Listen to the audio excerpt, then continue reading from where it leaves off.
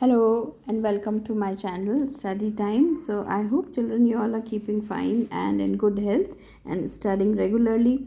So today's topic is going to be very important. We are going to learn about human brain.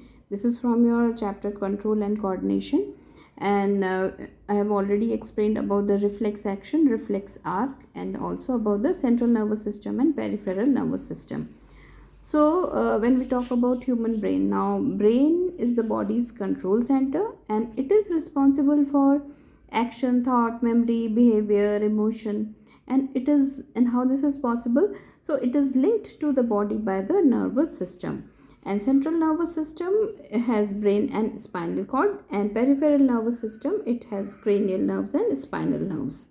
Right? So, there is a well developed nervous system in our body. Now the brain it is protected by a bony skull. So I'll just explain it from here. See, the brain is protected by a bony skull. This hard part is the bony skull. Then three thin layers of membranes are there.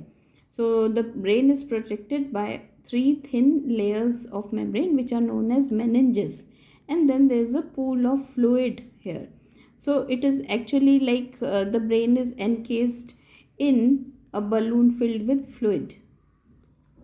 Right, so this is the fluid here, and then meninges, and then we can see that the brain is divided in three parts like forebrain, midbrain, and hindbrain.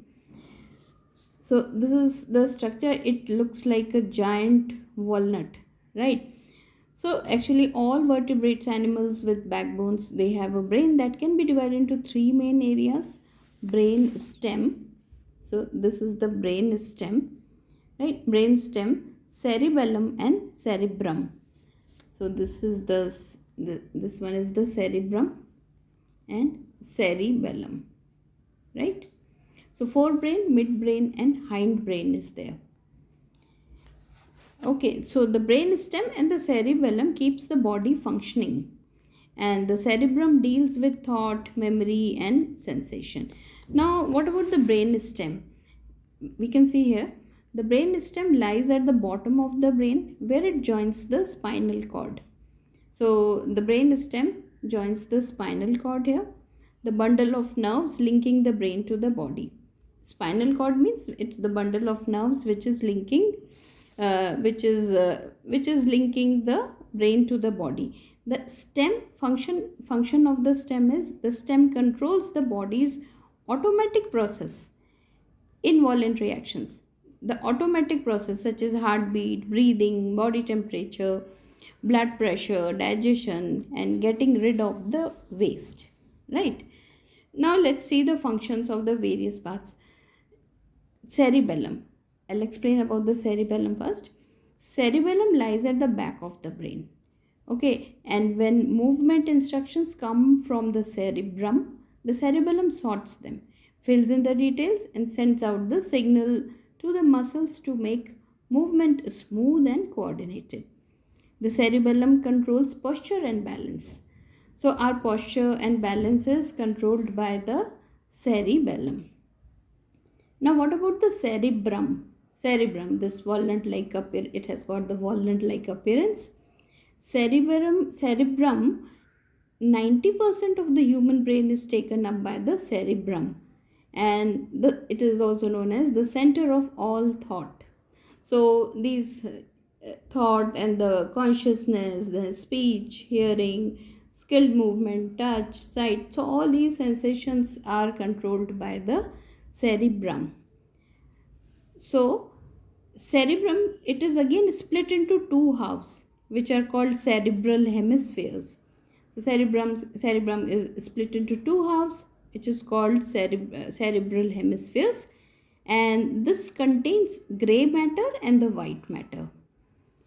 So the gray matter lies on the surface. The surface is occupied by gray matter, and gray matter is made up of nerve cell bodies. We have learnt about the neurons, right? So neurons are the nerve cells. So gray matter lies on the surface and they are made up of nerve cell bodies which create messages. The inner white matter is packed with nerve fibers carrying the messages to the body.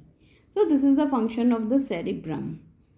Cerebral centers, the human cerebrum. So human cerebrum, it looks the same all over, but different areas carry out special functions. One area receives and processes the nerve signals from the eyes, another is for touch and processing nerve signals from the skin. Just in front of this is the motor center, which sends nerve signal to the muscles. And there are also areas for hearing, taste. So we can see, so these are the areas for hearing and speech, touch, sight, and taste. So the other body processes are also they are also included. Now consciousness and thought are believed to originate at the front of the cerebrum. So these are the different parts. So let us revise it once again. So forebrain, the brain is divided into forebrain, midbrain and the hindbrain. Forebrain is the main thinking part of the brain, and as we have learned, so it receives sensory impulses from various receptors. Separate areas of the forebrain are specialized for hearing, smell, sight and the other processes. Okay, so from here also we can understand forebrain. This has got cerebrum, then the cranium, skull, bony skull is also known as cranium. So cerebrum is there, midbrain and hindbrain. So hindbrain, it consists of pons, medulla, right, and then cerebellum. So this is the structure of human brain. So I hope you are getting it. So this is so for today this much is enough. So please revise it once again. You have to go through this part and just read through it. So let me, before concluding, let me once again tell you that the human brain contains 100 billion nerve cells, and it is far more complex than the most advanced supercomputer. So we are blessed with brain, so we should feel ourselves lucky, right? So human brain contains 100 billion nerve cells, and it is far more complex than the most advanced supercomputer. One thought or memory involves millions of nerve signals flashing around billions of brain cells along trillions of pathways. And an electroencephalogram EEG machine is used to record these electrical nerve signals. Right, children? So go through this structure of brain once again. Till then, take care and keep learning, keep revising.